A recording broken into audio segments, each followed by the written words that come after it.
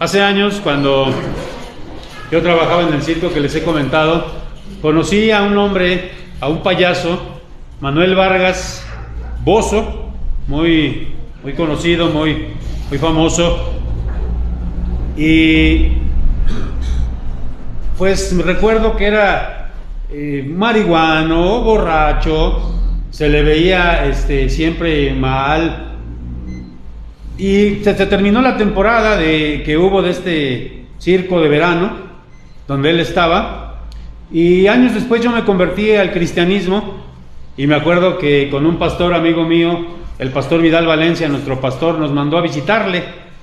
Vayan ustedes a visitar a esta persona, vivía allí en Viaducto, y fuimos a visitarle, este pastor y yo. ¿Y cuál fue mi sorpresa? Que era este payaso, que era Bozo. Y ya nos contó, nos pasó a su casa, nos contó cómo se había convertido al Señor. Yo me identifiqué con él, digo, pues quizás usted no se acuerda de mí, porque pues yo nada más era un vendedor, ¿verdad? Pero trabajaba ahí. Y algo que me dio mucho gusto es que nos contó su testimonio, ¿no? De cómo se había convertido. Y entonces le preguntamos, ¿usted se está congregando en algún lugar? Y nos dijo, sí, yo voy a una iglesia que se llama Anástasis. Y eso se me quedó muy grabado, porque la palabra anástasis en griego significa resucitar, resurrección. Y esa palabra significa levantar de los muertos. Y yo lo identificaba mucho, precisamente, porque Dios había levantado de los muertos a ese hombre drogadicto, borracho, que estaba ya en las últimas. Dios lo levantó. Y esa es la resurrección, hermanos. Y Dios nos ha levantado a cada uno de nosotros el día que venimos a Cristo, y nos ha de levantar en el día postrero. Estamos en esta serie que hemos titulado Palabras que dan vida. Estamos en el cuarto, es una palabra de poder, y es lo que vamos a ver el día de hoy, hermanos. ¿Por qué la resurrección es tan importante? Vamos a orar. Padre, te pedimos en esta hermosa mañana que estemos jubilosos, que quites de nosotros todo sueño, todo cansancio, y que podamos nosotros enfocar nuestra mente, nuestro corazón en estos momentos en lo que tú tienes para nuestras vidas. Que así sea, Señor. Que no seamos como los discípulos en aquella ocasión cuando Jesús les dijo que oraran con Él y ellos se durmieron.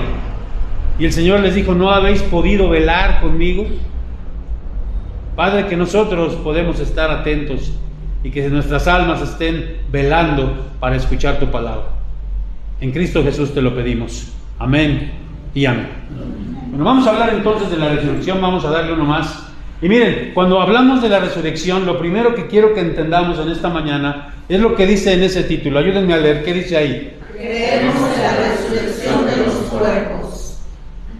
Había una filosofía griega, platónica, que decía que el cuerpo era malo, que solo el alma era buena. Y eso después afectó mucho al cristianismo, porque se unió el platonismo con el cristianismo y se formó algo que se llamó el cristoplatonismo. Y muchas personas pensaban, creían, y hasta la fecha muchas personas siguen pensando, que cuando nosotros muramos vamos a ser almas incorpóreas, que vamos a andar ahí como flotando en el espacio. Pero nada más lejos de la realidad. Incluso hay personas que piensan, fíjense, la imagen que pongo aquí es la imagen de un cangrejo ermitaño. Ustedes conocen esos cangrejos, que buscan un caracol. ¿Y qué hacen con ese caracol? Se meten en ese caracol y lo adoptan como si fuera su casa, como si fuera parte de su cuerpo, porque lo protege. Y muchas personas, muchos cristianos piensan que el cuerpo es así, que el cuerpo es malo y que solamente lo tenemos como un mal necesario. Pero eso no es la mentalidad del cristianismo. Eso fue la mentalidad griega, la mentalidad de Platón. Y después se unió al cristianismo y formó el cristoplatonismo, que es algo, una aberración. Porque vamos a darle uno más y vamos a darnos cuenta que todos los credos que nosotros tenemos, el credo apostólico, el credo niceno, el credo atanasiano, los diferentes credos apostólicos o credos que tenemos como creyentes. Miren, ¿qué dice el credo de los apóstoles? No lo vamos a decir todo, pero nada más lo voy a mencionar, ¿verdad? ¿Qué dice? ¿Cómo comienza? Creo en Dios Padre Todopoderoso, Creador del cielo y de la tierra. Y ahí nos brincamos hasta el final y dice, y creo en la resurrección de la carne y en la vida perdurable. Y todos los credos de la cristiandad mencionan que creemos en la resurrección ¿de qué? De la carne, en la resurrección de la carne. Uno de los teólogos más importantes del siglo XIX, R.A. Torrey, escribió, fíjense, les pido que pongan atención a lo que dice aquí: no seremos espíritus sin cuerpo en el mundo por venir, sino espíritus redimidos.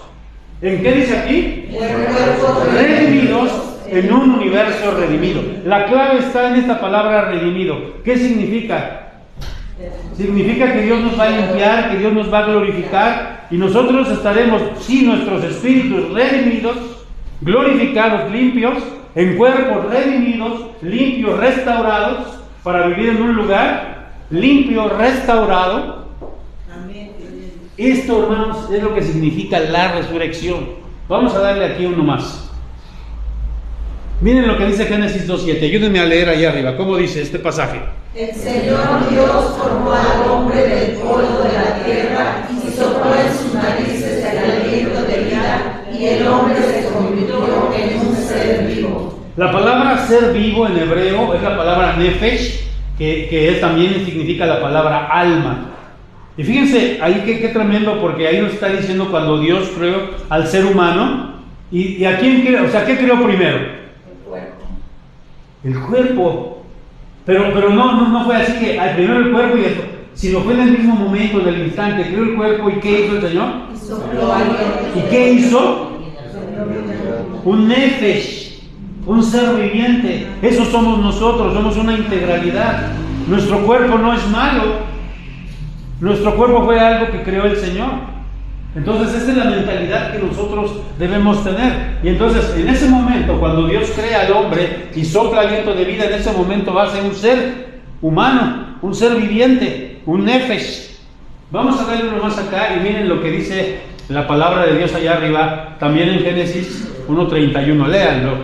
Y Dios lo que había hecho, y aquí era bueno por la mañana, y fue la tarde y la mañana del día sexto. Todo lo que había hecho, incluido ¿qué? Al ser humano, era bueno en gran manera. Y yo lo he predicado en otras ocasiones cuando hemos hablado de la sexualidad. No voy a hablar aquí de eso ahorita, pero incluso la sexualidad es buena en el matrimonio. Porque por muchos años, muchos teólogos, muchos monjes decían, el cuerpo no es bueno, el cuerpo es malo, la sexualidad, todo eso que tiene que ver con el cuerpo, con lo carnal, es malo. No es cierto. Dios hizo el cuerpo y lo hizo bueno también. Pero fíjense, cuando morimos, ¿qué pasa? Y aquí vamos a leerlo, miren, Juan 19:30, ¿qué dice aquí? Cuando Jesús hubo tomado el vinagre, dijo, consumado es, y habiendo inclinado la cabeza, entregó el espíritu. ¿Entregó qué? El espíritu. Miren esta imagen. Esta es una imagen, no sé si va a ser así o no, pero para que nos demos una idea, ¿no? El Señor es el máximo ejemplo que tenemos. Cuando Él murió, ahí lo dice, cuando en la cruz se entregó el Espíritu. Y el Espíritu, dice la Biblia, ¿vuelve a quién? A Dios que lo dio. Pero en la resurrección, mis amados hermanos, y el ejemplo lo tenemos con el Señor Jesucristo, porque Él murió el viernes y 3 días después, el domingo en la mañana, que es lo que estamos celebrando nosotros, el Señor resucitó. Pero no resucitó solamente un alma, un fantasma. Resucitó el Señor en cuerpo, un cuerpo glorificado. Y eso es lo que estamos nosotros celebrando en este día. Y eso es lo que va a pasar con nuestras vidas también. Vamos a darle uno más aquí. Y ya vimos entonces, en primera instancia, nosotros creemos en la resurrección del cuerpo, porque el cuerpo no es malo. Pero también nosotros creemos, dice en segunda instancia, ¿qué dice ahí? En la vida. Porque también hay personas que piensan que cuando uno muere y uno resucita, uno va a ser completamente otra persona, no vas a conocer a los demás, vas a estar ahí como un fantasma, como una alma ahí. No, fíjense lo que dice ahí. La conversión no significa eliminar lo viejo, sino que cuando nosotros venimos a Cristo y Él nos salvó y no nos cambió, seguimos siendo los mismos. En esencia seguimos siendo los mismos. Pero ¿qué hizo con nuestros corazones y con nuestras vidas? Nos transformó. Y eso mismo va a pasar en la resurrección. Seguiremos siendo quienes somos. Tendremos la misma historia, la misma apariencia. Discúlpenme, algunos que creían que se iban a parecer a Brad Pitt, ¿no? Van a seguir siendo los mismos. Con la misma memoria, intereses, habilidades. Es este principio de continuidad. Dios no desecha lo que Él hizo desde un principio, no va a desechar a su creación. Y miren, este pasaje a mí siempre me ha impactado, porque miles de años antes de que viniera Jesucristo, fíjense lo que dijo Job, ahí en 19, 25, fíjense hasta acá como dice, 25 y 27, al 27, ¿cómo dice? Yo sé que mi Redentor vive y al fin se levantará. Ahí. Fíjense, ¿cómo, quién le dijo a Job que él tenía un Redentor y que ese Redentor iba a vivir? El Espíritu Santo, miles de años antes. Ahora sí, discúlpenme que les haya interrumpido. ¿Cómo dice ahí? Y después desechas la piel, en carne he de ver a Dios. Cuando dice después de desecha esta mi piel, quiere decir cuando se haya descompuesto en el féretro, en la tumba. Y imagínense, ¿no? Y dice también los que murieron en el mar, se echan a perder comidos por tiburones, por peces, no sé.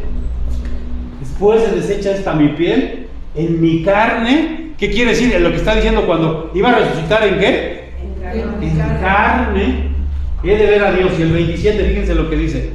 El cual veré por mí mismo, y mis ojos lo verán, y no otro, aunque mi corazón desfallece dentro de mí. Vamos a seguir siendo los mismos. Nosotros mismos hemos de ver a Dios. Ese es el proceso y lo que nosotros creemos acerca de la continuidad. No vamos a ser otros. Vamos a seguir siendo los mismos, claro, con cuerpos glorificados, con almas glorificadas y redimidas, pero al final de cuentas seguiremos siendo los mismos. Vamos a darle uno más y vamos a ver aquí esta parte. Fíjense, la idea de la existencia de un conjunto completamente nuevo, porque a veces hay gente que piensa que vamos a ser totalmente otros y ya no vamos a ser nosotros mismos. Esto no sería una resurrección. Esto sería una, ¿qué dice ahí?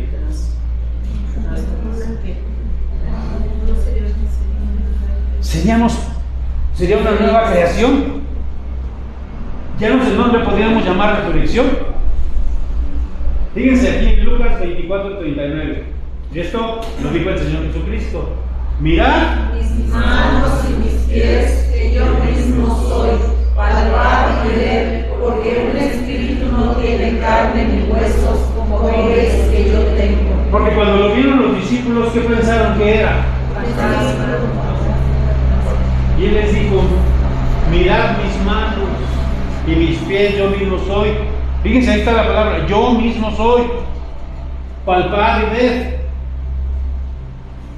Nosotros, hermanos, las mismas personas que caminamos por esta tierra, también seremos los mismos que caminaremos por la tierra nueva.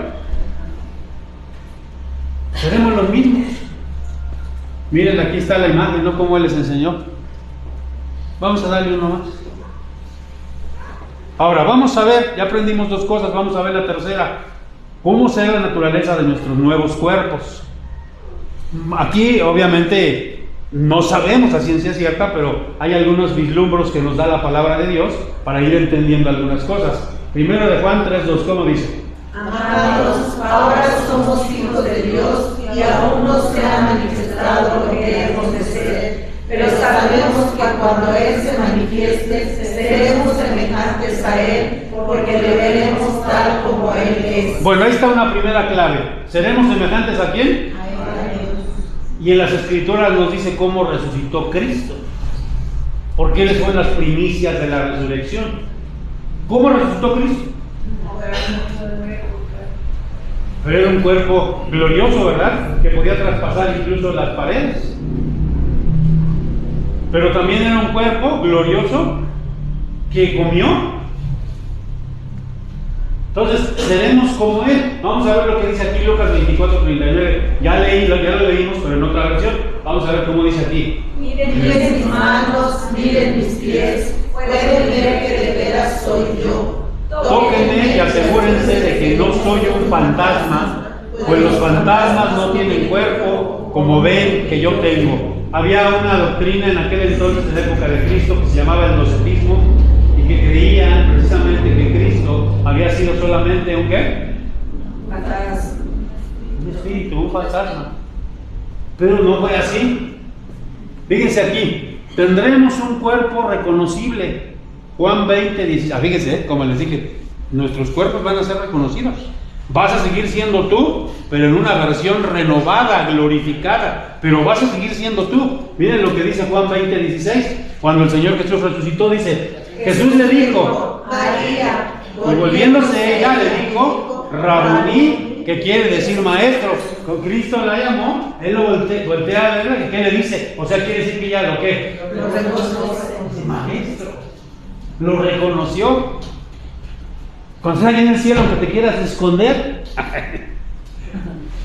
vas a reconocer a todos. Nos vamos a reconocer. Ah, mira, ahí está el hermano Alfredo. Ay, mira, ahí está Elías. Ahí está la hermana Martita. Y dicen amén, ¿verdad? Esperamos que sí estamos ahí. Bueno, vamos a darle otro aquí. Y vamos a leer esta parte de Corintios y voy a tratar de explicar brevemente esto. ¿Cómo dice aquí? Así también es la resurrección de los muertos. Se siembra en A ver, corrupción. se siembra en corrupción. ¿Qué significa eso? ¿Qué está haciendo? Poniendo un símil. Se entierra. Cuando entierras a alguien, cuando se siembra en corrupción. O sea, tú siembras un cuerpo que sabes que se va a ¿qué?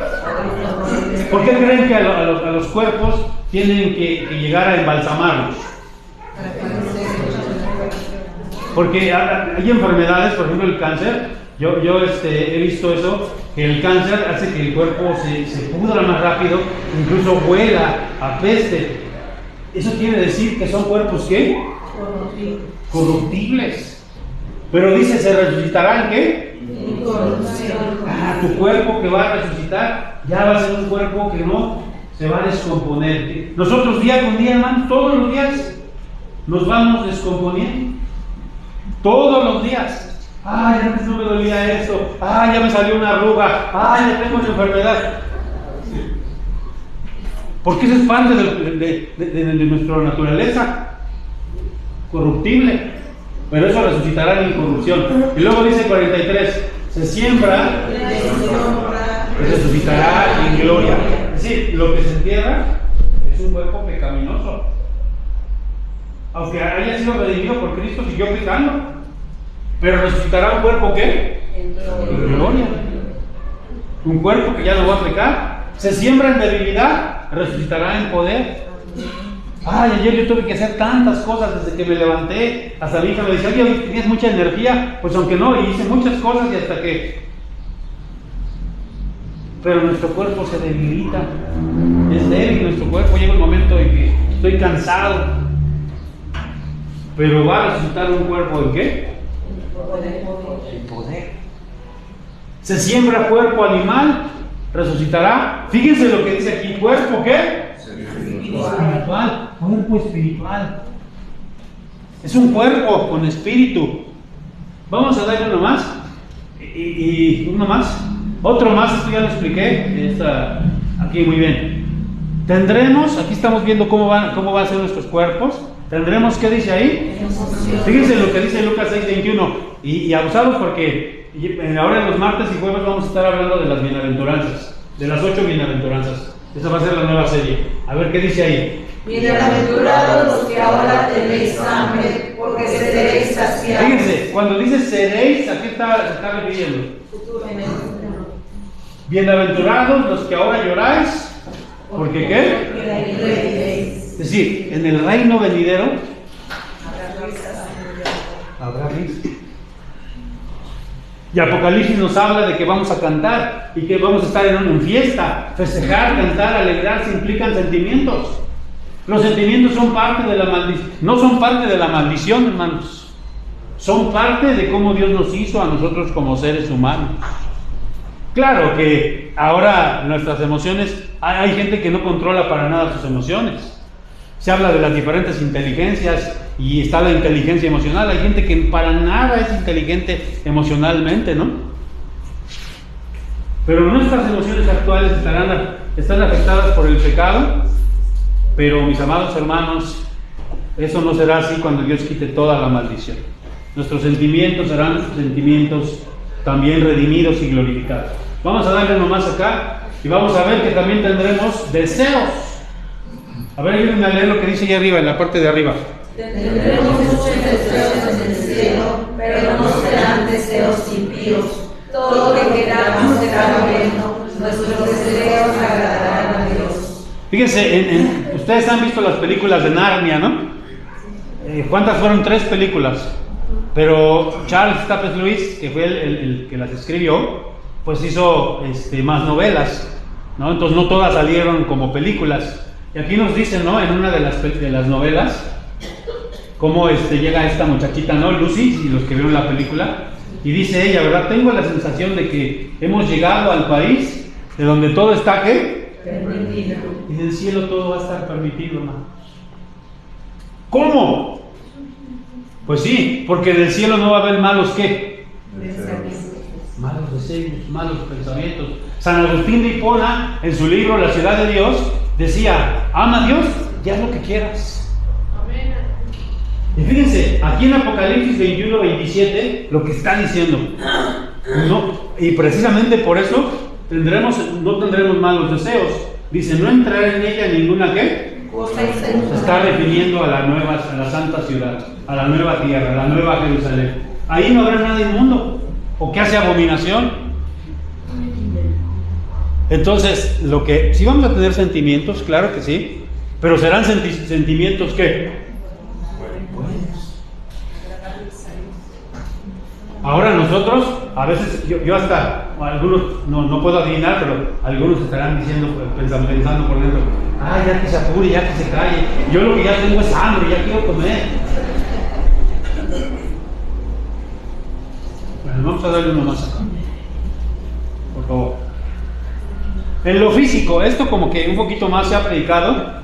Fíjense lo que dice Apocalipsis 21:4, ¿cómo dice? Enjugará a Dios toda lágrima de los ojos de ellos, y ya no habrá muerte. ¿Ya no habrá qué? Muerte. Ya no habrá corrupción. Ya nuestros cuerpos no van a experimentar que las arrugas, que si el cáncer del corazón, que si la diabetes, no, nada de eso. Ni habrá más que ya no va a haber sufrimiento. ¿Qué nos hace llorar ahora, en esta época? ¿Qué nos hace llorar en esta vida? Que si la dejó el novio, llora como una Magdalena. Que si te duele la muela, lloras. Y los que son más sensibles, que si pasó la mosca, llora. Que si el día está nublado, llora. Ni habrá más llanto, ni clamor, ni dolor. Qué tremendo los que han sufrido o los que sufren de dolor. Hay gente que muere con mucho dolor. Hasta en los hospitales han hecho algo que se llama clínica del dolor, donde les dan químicos, fármacos muy fuertes para soportar el dolor. Pero aquí nos dice que ya no habrá ¿qué? Las primeras cosas pasaron. Seremos perfectos. Los que tenían enfermedades ya no las tendrán. Fíjense, a veces hay gente que se pregunta, ¿no? Oye, ¿y de qué edad vamos nosotros a resucitar? ¿Niños o de la edad que te quedaste? ¿Chavo o chavorruco? Bueno, ¿de qué edad? Bueno, ahí se han planteado, eso no nos dice la Biblia, pero los teólogos se han planteado y algunos dicen que resucitaremos más o menos en la edad de plenitud, como la edad de Cristo, más o menos entre 30 años. Eso no se sabe. Algunos dicen que no habrá niños. Por ejemplo, si murió un niño, pues que no va a resucitar como niño. Eso no lo sabemos. Eso solamente son especulaciones. Pero lo que sí es que nosotros vamos a resucitar con un cuerpo glorificado. Masculinos o femeninos, o sin género. Y esto sí, hermanos, porque hoy, ¿verdad?, está de moda eso de los géneros. Pero cuando Jesús resucitó, ¿cómo lo identificaban a él? ¿Cómo? Entonces sí va a haber géneros, porque Dios hizo géneros. Va a haber hombres y va a haber mujeres. No vamos a hacer así como ¿cómo diríamos? Pues asexuados, ¿no? Bueno, vamos a seguirle dando acá. Ahora, esta cuarta cosa que vamos a aprender aquí, yo quiero que me pongan mucha atención, porque esto no es una herejía, esto es lo que pensamos nosotros los reformados acerca del cielo. Cuando morimos los creyentes en Cristo, no iremos al cielo donde viviremos para siempre. Es decir, no iremos al cielo, ¿cómo diríamos? Absoluto, o al cielo, es que no encuentro la palabra ahorita. El cielo eterno. Pues sí, eterno, pero bueno, al cielo eterno, ojalá me dé explicar. Al final, al verdadero, vamos a llamarle así. Sino que en cambio iremos a un cielo intermedio. Sí, los que han muerto y los que vamos a morir antes que venga el Señor, sí vamos al cielo, pero no vamos al cielo en plenitud. También le llaman, los teólogos le llaman allá, pero todavía no. Y no estoy hablando de un purgatorio, no, es el cielo, de la presencia de Dios, pero no en plenitud. Eso es lo que quiero decir, no en plenitud. En ese cielo donde ahora están aquellos que murieron cubiertos por la sangre de Cristo, esperamos el tiempo del regreso de Cristo a la tierra. Esperamos nuestra resurrección corporal, el juicio final y la creación de los nuevos cielos y la nueva tierra, los que sí serán definitivos. Si no entendemos esta verdad, dejaremos de entender la doctrina bíblica del cielo. Porque, fíjense, cuando alguien muere y el pastor llega y predica, y siempre decimos, el hermano ya está en la presencia de Dios, ya está en el cielo. Es verdad. Pero entonces, ¿y cuándo será el juicio final? Y entonces, ¿cuándo será la resurrección de los cuerpos? La resurrección general de los cuerpos. ¿Cuándo será el juicio? Entonces, nuestros hermanos que mueren, o los que vamos a morir, vamos a ese cielo, a ese lugar con Dios. Pero todavía no es la plenitud. No es el cielo en plenitud. ¿Sí me explico? Hasta que venga Cristo. Vamos entonces a darle uno más acá. Y aquí lo voy a explicar todavía de manera más detallada. Fíjense lo que dice, dale hermano, venle dando, Eclesiastés 2:7, ¿cómo dice? El polvo vuelve a la tierra, y el espíritu vuelve a Dios que lo... Eso ya lo entendemos, ¿no? Sí. Entonces, ¿ese espíritu a dónde se va? Al cielo, pero no al cielo en plenitud. Fíjense lo que le dijo el Señor Jesucristo al criminal, que ya vimos, ¿no? Al criminal bueno, que no era nada bueno, ¿verdad? El que se arrepintió. ¿Qué le dijo? Hoy estarás conmigo en el paraíso. Hoy estarás conmigo en el paraíso. Ajá. Pues la persona muere, el espíritu va con Dios al cielo intermedio, pero dicen por ahí, bueno, eso ya lo entendí, están en la presencia de Dios en un cielo intermedio que todavía no es el cielo definitivo. Pero ¿qué de los que murieron sin Cristo? Van al infierno. Pero vamos a llamarle así, que es el infierno intermedio también, no el purgatorio que inventó la Iglesia Católica. Todavía no están sufriendo, pero todavía no están sufriendo definitivamente. Fíjense lo que falta. Hebreos 9:27, ¿cómo dice? Y de la manera que está establecido para los hombres que mueran una sola vez, y después de esto porque cuando venga el Señor Jesucristo por segunda vez y resucite a los muertos, a todos, la resurrección general de los muertos, y venga el juicio, entonces esos que están en el infierno van a venir para el juicio, los que están en el cielo intermedio van a venir para el juicio, el Señor los va a juzgar, y entonces sí, los que murieron con Cristo van a ir a los cielos nuevos, a la tierra nueva, al cielo definitivo, y los que murieron sin Cristo van a ir para siempre al infierno. ¿Más o menos van entendiendo, hermanos? Sí. Nos vamos a darle uno más acá. ¿Cómo y dónde es ese lugar intermedio? Ese cielo intermedio. Fíjense, durante la crucifixión, cuando Jesús le dijo al ladrón de la cruz, hoy estarás conmigo en el paraíso, ¿qué palabra usó el Señor? ¿Qué palabra usó? ¿Dónde iba a estar el criminal? Bueno, se refería al cielo actual, o sea, al cielo intermedio, no a los nuevos cielos y a la tierra nueva que serán instaurados hasta que el Señor venga por segunda vez. Es este cielo donde están nuestros hermanos que han muerto y donde vamos a ir nosotros si morimos antes de que el Señor venga. Dice, pero ¿por qué lo llamó paraíso? ¿Y a qué se refería? La palabra paraíso proviene de la palabra persa, paradisai, que significa un parque amurallado o jardín cerrado. Fue utilizado para describir los grandes jardines amurallados de los palacios reales del rey Ciro de Persia. Entonces, ¿el paraíso qué es?